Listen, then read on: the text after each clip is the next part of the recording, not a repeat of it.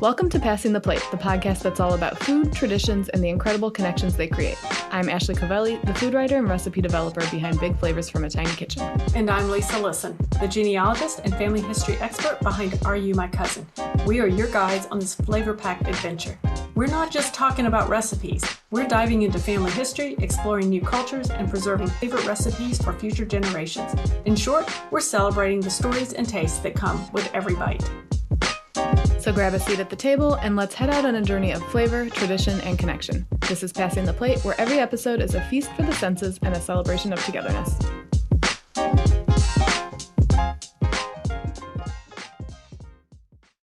Today's episode takes us into the heart of traditional Jewish foods and the traditions and stories they carry. Our special guest today will share with his love for these dishes, from the iconic deli fare to the memorable meals he enjoyed at his grandmother's table.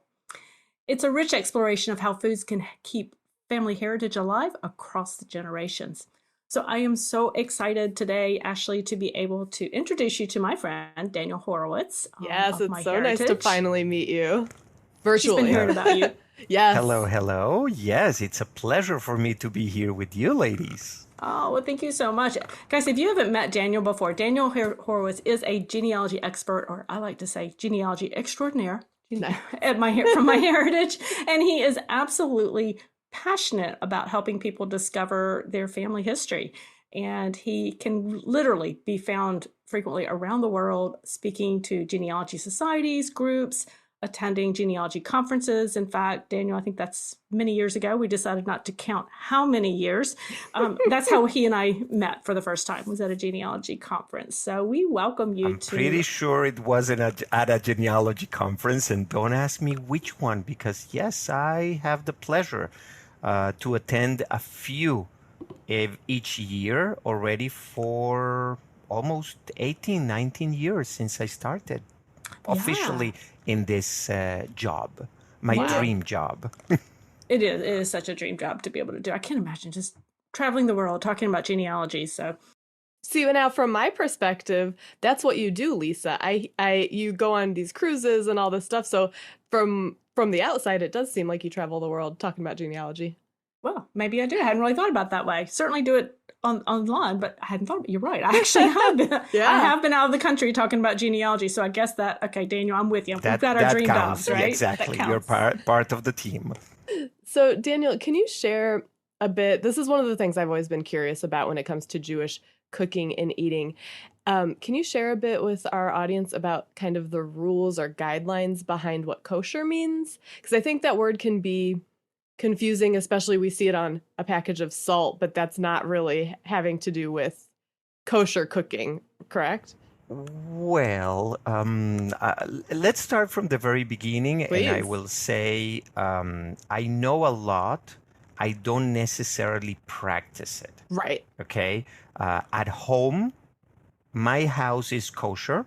Okay. Okay. And the house of my grandmother, where I also experienced all these delicious dishes, was kosher.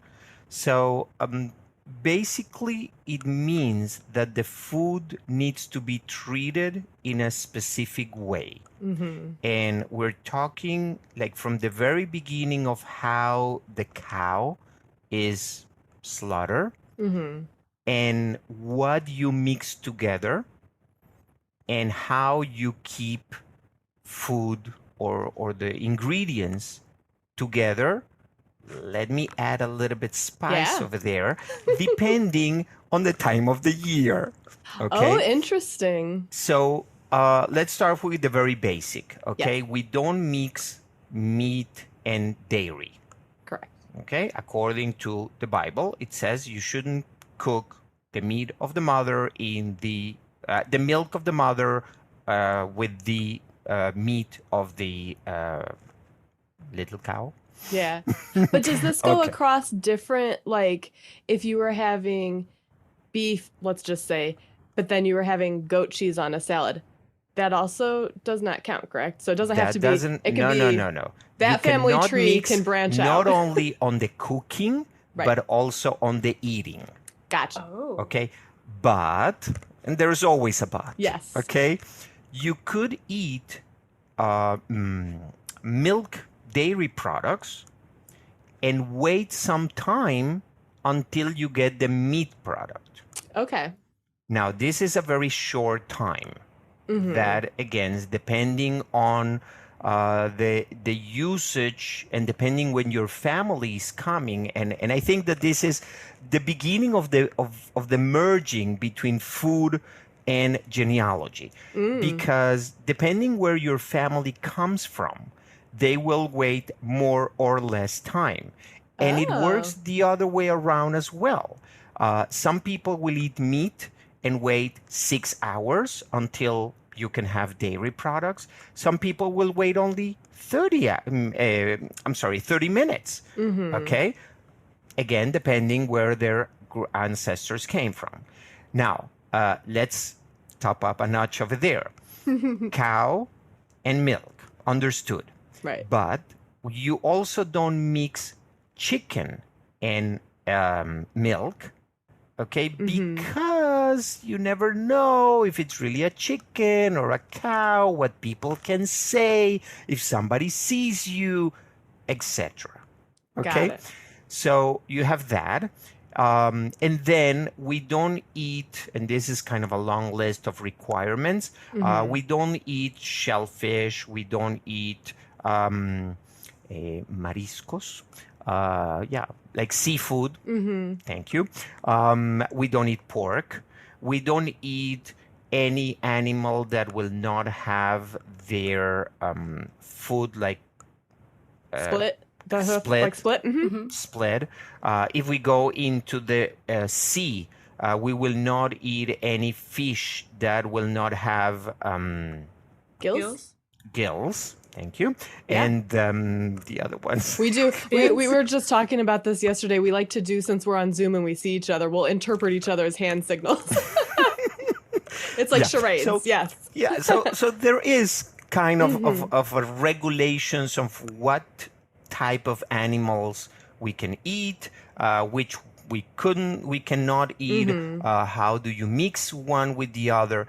And then, depending on the holidays, you have like extra requirements. For example, in Passover, you're not supposed to eat any bread that grows. Okay? So we eat this flatbread, and we have like only 5 grains that are allowed to be eaten in that period, because it's reminding us of the Jewish people leaving Egypt when they didn't have time to let the bread like grow and work. They were in a hurry.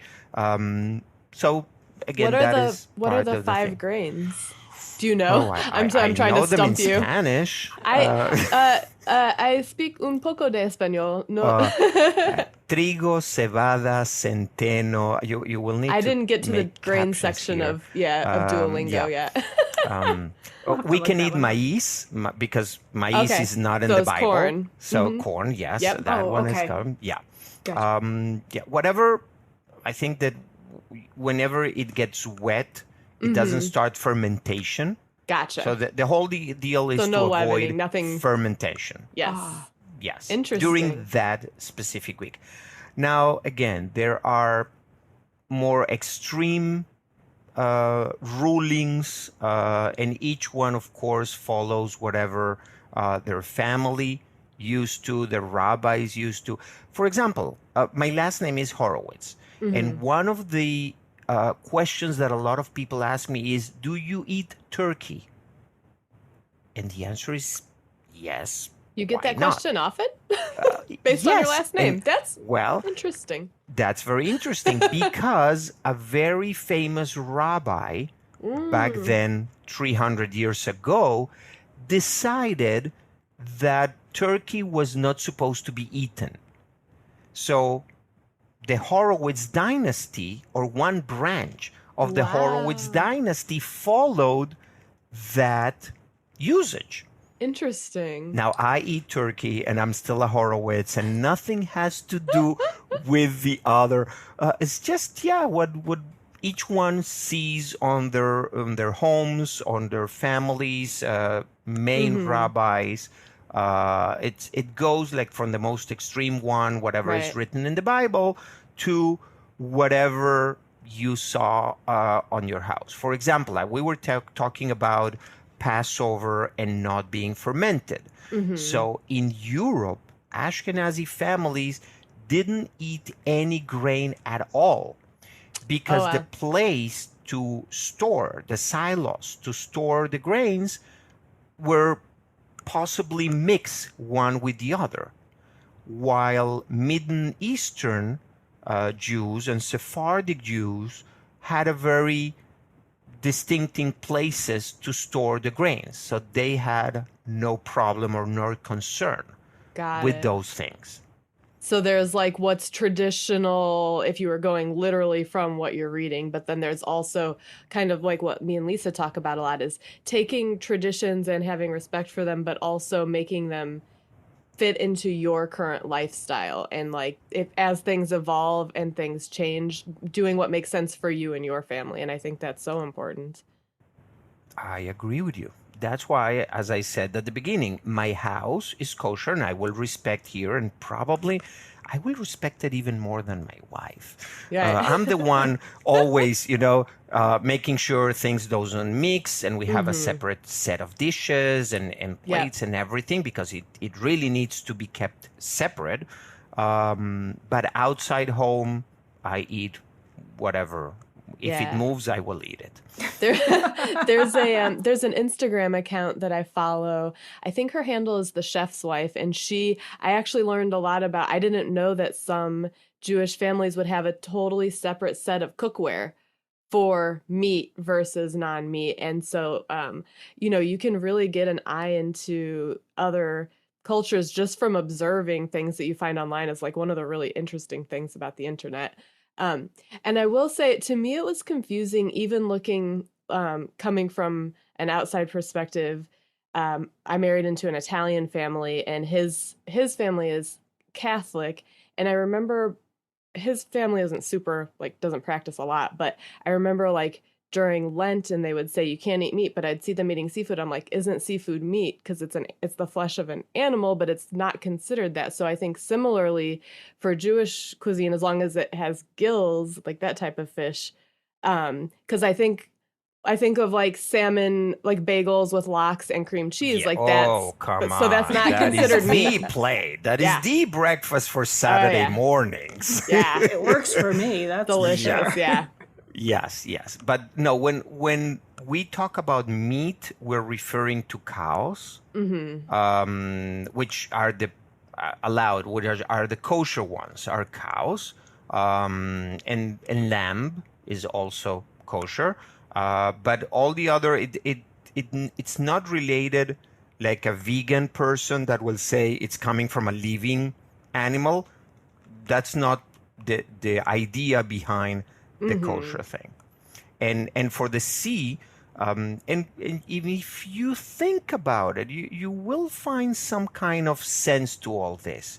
Some doctors medically proved that when you mix meat and dairy, your stomach is not really prepared Oh, to interesting. deal with all that. Okay, and a lot of people having problems, digestive problems, comes from that. There are other things in my mind, I think, more recent ones like gluten and celiac and things like that. But shellfish, like they're really on the bottom of the sea, they're eating whatever ugly things they're finding there. Okay, if you open a shrimp, the black thing, as we refer as the spinal of the shrimp, it's not only it's just It's a digestive tract. the end of the digest thing. So there is a sense of health also on all the kosher regulations. Right. Pork, many years back in history, was the reason for a lot of health issues and plagues. Yeah, So Yeah. it makes sense. that does make sense. Well, I want to back up to what you said about your name Horowitz and people asking you if you ate turkey. And I think you're right. That's kind of, to me, the intersection of, say, food culture and or food heritage and genealogy as we think about that tree, because those different ideas and different traditions come down different sides of the family. I think I've always found that so unique when it comes to seeking out family history, kind of growing that family tree. And I know, because you shared with me in the past about you have some really incredible memories about from your grandmother's table and what that looked like. I would love for you to share with us a little bit about what did the meal look like at your grandmother's, and what did that reflect about your heritage on that table? Well, I'm going to start as a genealogist, Lisa, because you mentioned my grandmother, but we're talking about my maternal grandmother, okay? Okay. Which is the home where we went almost every Friday night to celebrate Shabbat, all in family. And she's coming from the northern part of Romania, which some days before World War II was Hungary. So the table, and probably this is a common ground for all the Jewish people on a Friday night, which is a very special, also the start of the Shabbat, is the time for family to come together and to be together and exchange and communicate one with the other. A white tablecloth, very festive, light candles since a little bit early in time. But talking about the food, the meal always started with chicken soup. Okay, it doesn't matter what the weather was outside. It could be the middle of the summer. You always had chicken soup.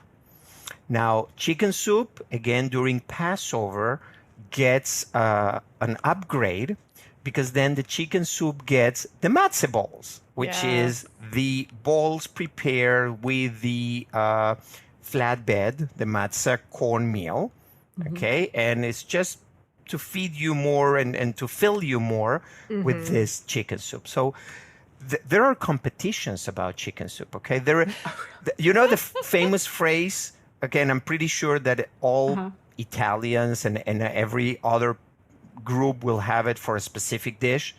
There is no like my grandmother's chicken soup. Okay? And you can eat as many chicken soups as you want. There's nothing like the one my grandmother prepared. Then, of course, as a hardcore meal, we have fish and meat. And you have about other two, either rice, pasta, salads. I will tell you, not specifically from my grandmother, but living now in Israel, salads went a little bit up on importance. The Mediterranean menu has a lot of vegetables and salads.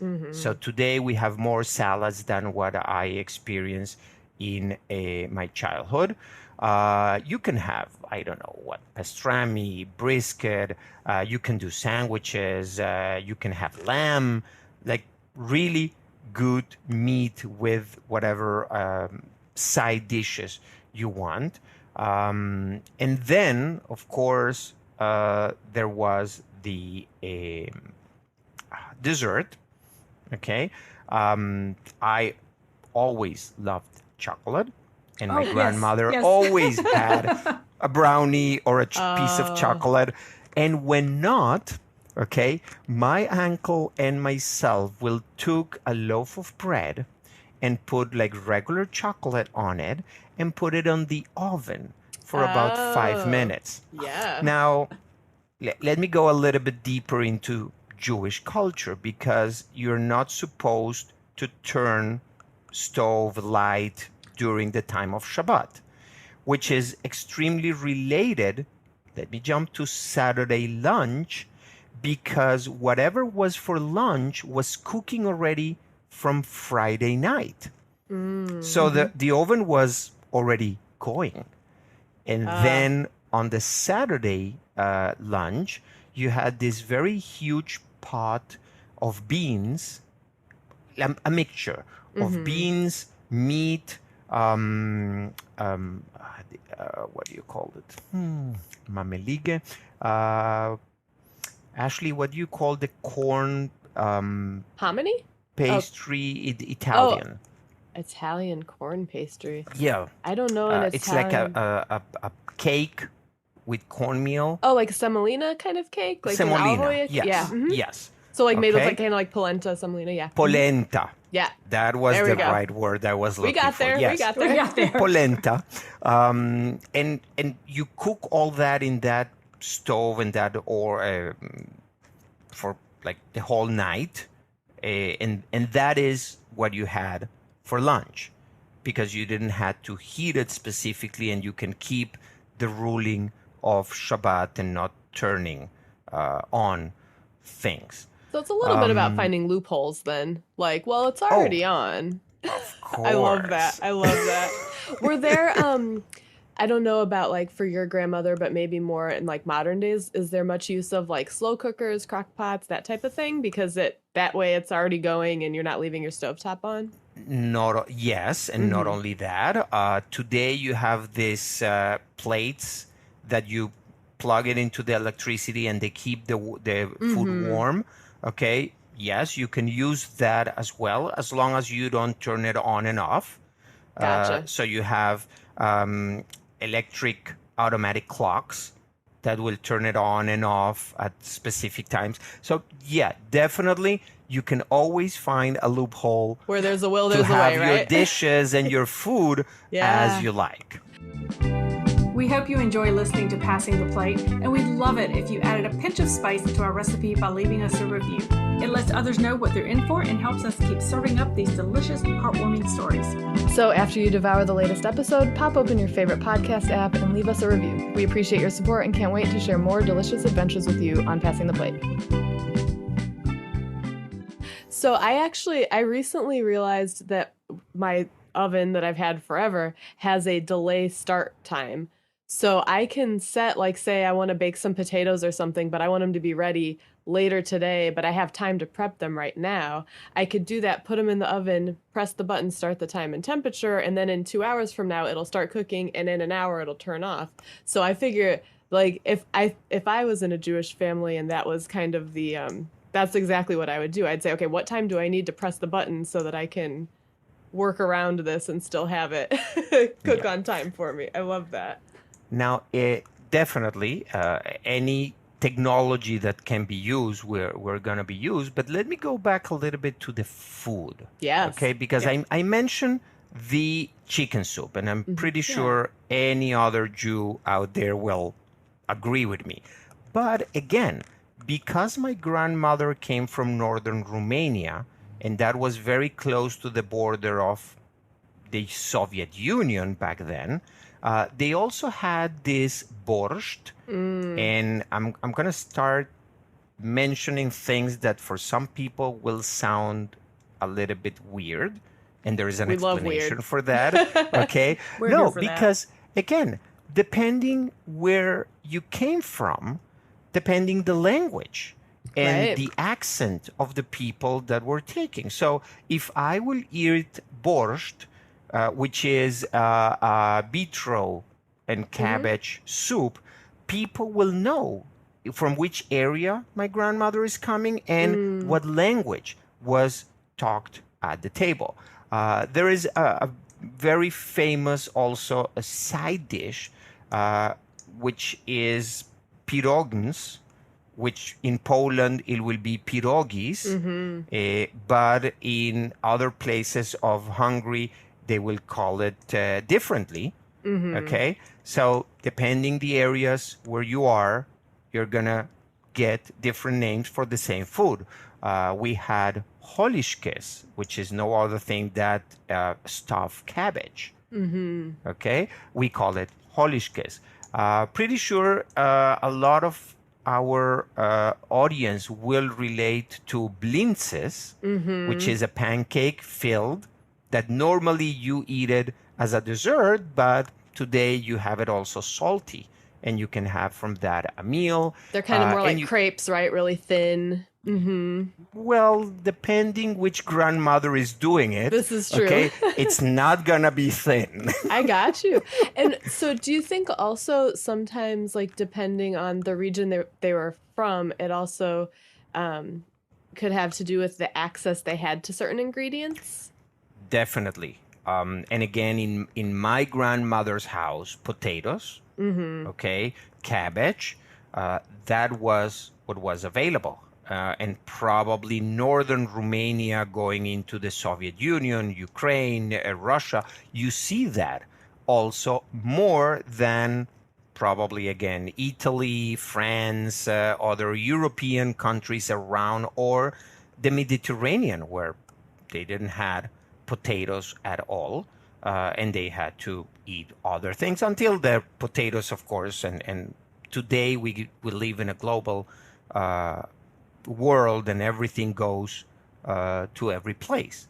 Right. But yes, like I think that what summary of this should be that when, and I'm not in a rush to end, but whenever you research the dishes and the name of the dishes and the food, definitely that will give you clues for the history of your family and where your family came from and what they did and why they did or what they do, the things they do. Yeah. It's about the context and understanding their life within that context of what they were eating as well, certainly. And Yeah. so- Did any of your family members, including yourself, learn to cook anything from your grandmother? Or write down any? Oh, good. Yes. Good. Yes. Well, I have a problem with the write down because, yes, I have the cookbook recipes from my grandmother. Actually, I have from both grandmothers. Oh, that's wonderful. And a couple of aunts. And my wife has from her grandmothers. And you don't do anything with that, okay? You can cook a few things and you don't go to the recipes on a daily basis. Maybe if you want to prepare a special dinner, then you will go and you will find the recipe for that. If you're looking for a specific dish that you want to prepare, you remember from your childhood. And sometimes I have even seen some side notes to those recipes, which are kind of clues also to your family history, and you could advance your research through those. But also the kitchen in the Jewish heritage is very important. Most of the meetings, it doesn't matter where they started, and most of them, they start in the kitchen, they will stay in the kitchen, or they will end in the kitchen. Oh, yeah. Around the kitchen is where you will find always the Jewish family gathering together, besides, again, the food part, which is at the table. So grandmothers will teach their granddaughters, I will say, how to cook. And I was the exception to the rule. And at the beginning, my grandmother was not very happy that I was in the kitchen, but she was kind of going with the times, and she modernized fast enough. I love that. And she understood that I liked it not only being there and seeing and learning from the cooking, but what else do you do when you're cooking? You ask questions and you get answers not necessarily related to the cooking. Okay, and why do you prepare this? Well, because back in the good old days, back at home, okay, my mother and my grandmother do this, do that, and it was also a way of learning about the family, learning about the past, and getting interested into genealogy. Yeah, I love that. I've often said actually that a cup of coffee at the table, at the kitchen table, is like the best tool in my genealogy toolbox. It's, of course, if you add chocolate in there, We're even better. Better. 'Cause I am Yeah, a I'm chocoholic interested in as those well. That is well brownies. known. Uh-huh. Ashley teases me about that quite a bit, definitely. I love that. But Do you have any thoughts if somebody was interested in exploring Jewish cooking? I know I'm familiar with the chef and like cookbook author Yotam Ottolenghi, but do you have any resources that you think would be good for people, like a direction to start in when looking at Jewish cooking? And if you don't, that's okay. I'm just curious. Oh, unfortunately, no. Okay. But I will put the asterisk on that because Jewish cooking is not unique. Okay? You have Ashkenazi Jewish cooking.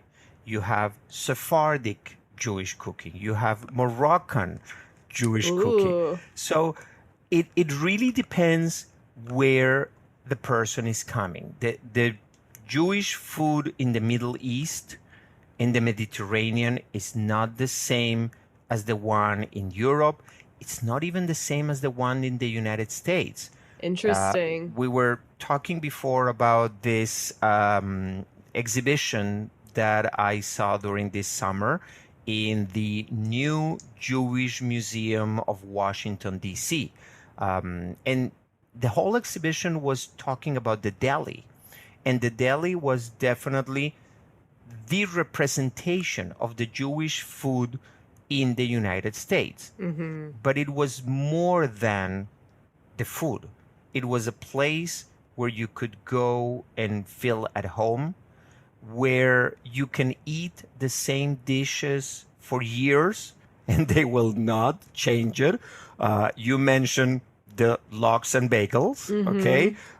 Or the blintzes or the sandwiches, the pastrami, the corned beef sandwich, of course, had to be on the side with a pickle. Oh, yeah, the pickles. Oh, my gosh. So good. And that is a very specific area of the Jewish cooking. Totally different from Iranian Jews that came to Los Angeles. And I'm saying Los Angeles because I have experienced that food in that part of the United States.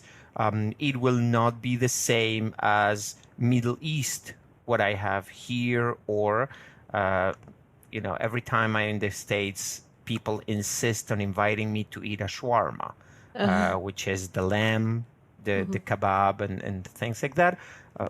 Guys, I have that here at home. I prefer something.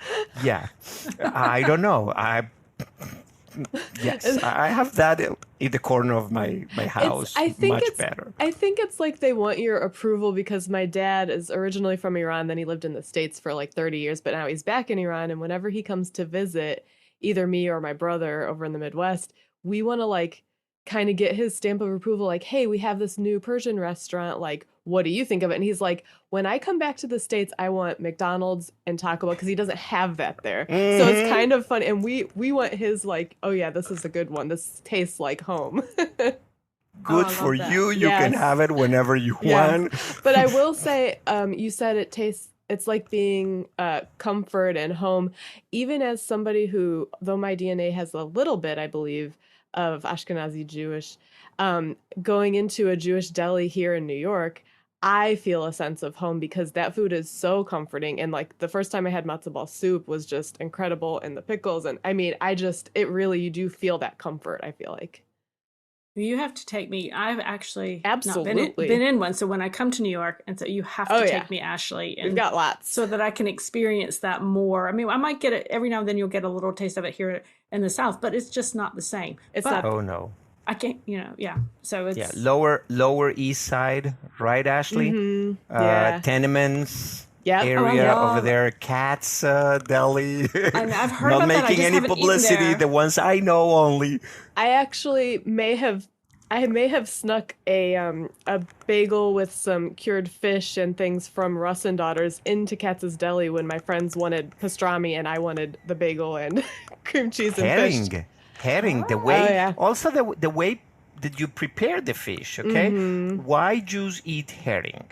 First of all, it was a very cheap fish. Okay.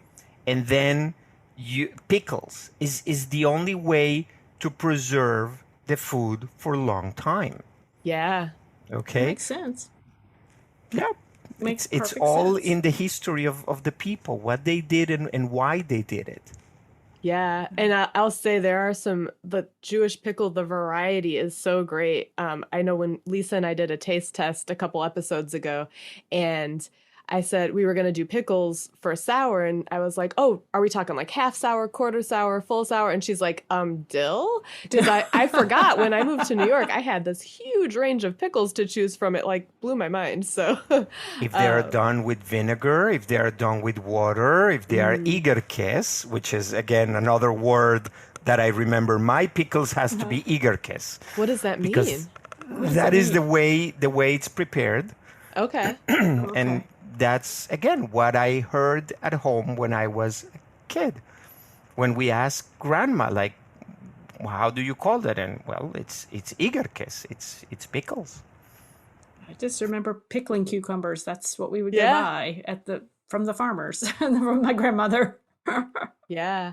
Are there any, we've talked about a lot of traditional foods. Are there any non-traditional foods that have found their way to your holiday table in recent years? Well, yes, definitely every food that we like, okay, we eat. Talking about turkey and Thanksgiving is around. Yeah. Yeah, turkey with cranberry sauce. Come on. I'm pretty sure my grandmother never saw that at home, okay? But it's delicious. Yeah. How you cannot have that? Yeah. Yeah, hamburgers. Hamburgers is also something that we never saw at my grandmother's place, and she probably never had one back at her place in Romania, but it is a main dish today in the U.S. and around the world. And yeah, we adapt. We take also new components, not components, but Ingredients? ingredients. You have totally new ingredients that you incorporate into even all dishes. Okay, you put different spice, you put a different ingredient, and then it tastes different. It tastes modern. But yeah, definitely.